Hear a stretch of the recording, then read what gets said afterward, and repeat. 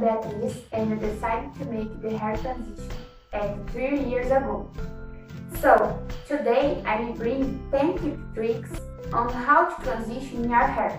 Not too long ago I decided to straighten my hair and let it return to the natural of what it always was.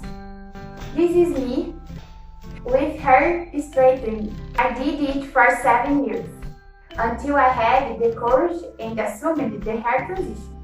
So I want to give you my top 10 tips for anybody who's either thinking about transition or has just started their journey that need a little bit more guidance or how to do it successfully. So without further, here are my tips. The number one is do not use blow dry on the hot city. I know that it's very tempting, especially when you're entering into the cold months. You kind of want to some products side, but one of the things that will make the biggest difference is if you do not use it, just put away all of your stranger story. I personally have not part of mine. They've been hiding their own little basket for the last year. Sometimes now, and I haven't told them. Of course, you're still going to have your blow dry, but using that on the cooler season, it's totally fine, but just stay away from anything that's going to apply directly heat to your hair, because that's really going to stunt your progress. The number two, you don't have to bake show or even mind show. What you really want to focus on is spray in a way that makes you feel the most comfortable. So if you want to hang on to your straightening ends for a while and keep that, you're doing everything that you can to treat your hair or spend food and give it everything that it needs, but that doesn't mean that you have to part ways if your ends immediately take all the time you need. The number three is creams are your biggest weapon. They're your best weapon. Your friend, your homie, they are what's going to progressively make your hair healthier. Because your are growing and take away the ends that are weighing your curls down. So, as your natural curls start to come out of your head and your feet, the mage is kind of broken out. You want to keep chipping away at that because you are going to have a lot of the split ends that are also going to deter your growth. So you want to make sure that you constantly pay attention to those even just standing in the sunlight. Every now and then kind of out my split and see if there were any that needed to disappear, and I would just slowly clip away at it like I said before. Make sure that you do this in your one contact, but the more you do this, the easier it's going to be when you are finished, ready to get rid of those ends and just embrace the curly hair. The number four is stop using sulfate products. Aren't doing anything positive for your hair. It's basically just like a dish soap detergent. If you think about putting that on your hair, it's stripping away all of the oils and the curly hair, especially needs natural oil in order to grow and have that additional nourishment. So when you are stripping that down, it's just making your curls longer. If you ever used a shampoo that wasn't right for you, you will notice that it's kind of make sure you're going to dry and stretch, and just do away with products that aren't meant for your hair.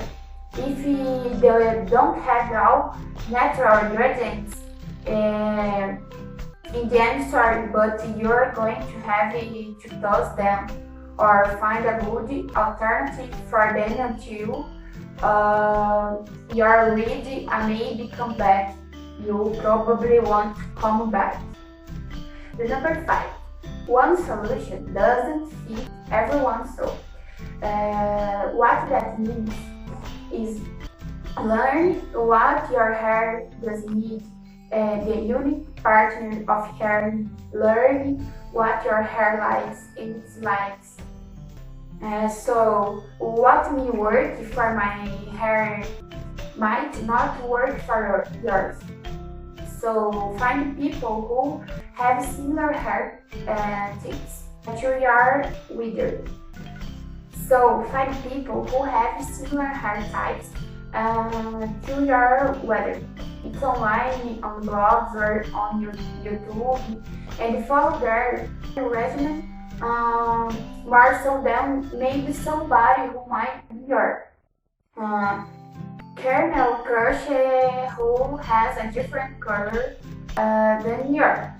So learn your hairs, photos it, learn if you are protein sensitive, and then follow suit for the things that are suitable for your unique hair type. Number 6. Perm roads will trick everybody into thinking that you have already made it. Perm roads were my absolute best friend. During my hair entering transition journey, before I trimmed off my heat, the mate. So what I was doing to keep my length going is just doing my part to style and think that was straight and kind of works strode gently. I would just throw a permanent road on it because it's what basically transformed that straight hair into a curl that you'd match the curl pattern that was already growing out.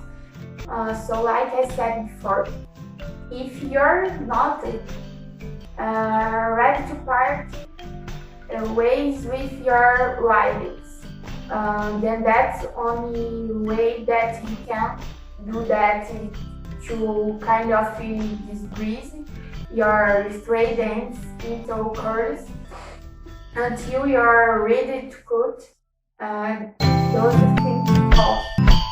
Number 7. This dirty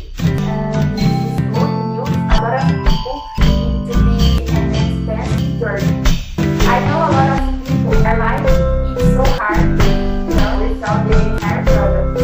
There's always new ones coming up, but we don't have to try all those things. What you need to do is find some staple products that are good for your hair. So whether it has a co-wash and then a good deep conditioner, then a couple stylers and a couple gels that you like and keep those in your relation. Find what works for you, and that's going to come with a lot of trio and water. The trio and water doesn't necessarily have to be super expensive. It on your natural hair, which is ultimately going to be a lot cheaper than find a bunch of the strength trainers getting a wizard. Things like that you have so much more freedom in the end. Take good care of it. We are just actually proceed. The number 8. With that said, make sure that you rotate your products when your hair tells you. So that's why I mentioned. So that's why I mentioned that it's good to have a couple stylers and a couple gels once you're using the products on a regular basis. Your hair might build up a tolerance to some of those ingredients that are in there for a period of time. So during that phase, all you have to do is just rotate out. You can still keep those products and maybe save them for a month or two down the road and start using something else. The hair is rather that way they might be everybody's hair, but I just keep a couple different products on hand if your hair may not product at time. The number 9. Coming to the end, deep condition is key. One of the most important things you need to do while you're transitioning is make sure that you're replenishing your hair of moisture, oil, and all of that good stuff that's going to fit nice, fresh, and healthy. When I skip a deep conditioner, if I say, oh, I don't really have a lot of time to do that, I'm just going to skip. I would notice that my hair was significantly dry that day. So just make sure that it's a part of your regimen. Whether it's every single week or every other week, it's really going to make a huge difference and just give your hair the nutrients that it needs to stay healthy. Number 10, you need to be in love with this transition. There are many times when we feel unmotivated, with low self-esteem or something like that. So more than ever, you need to face with a lot of strength and courage. And when you don't feel well, watch videos of people who have been through it too. This helps a lot. Feeling free after all this is the biggest reward a human needs. So my tips for you were these. I hope I helped or even encouraged to keep going on this journey. Leave your comment, give a like, and subscribe to your channel. Activate the bell to receive notifications of new videos. Kisses! See you next time!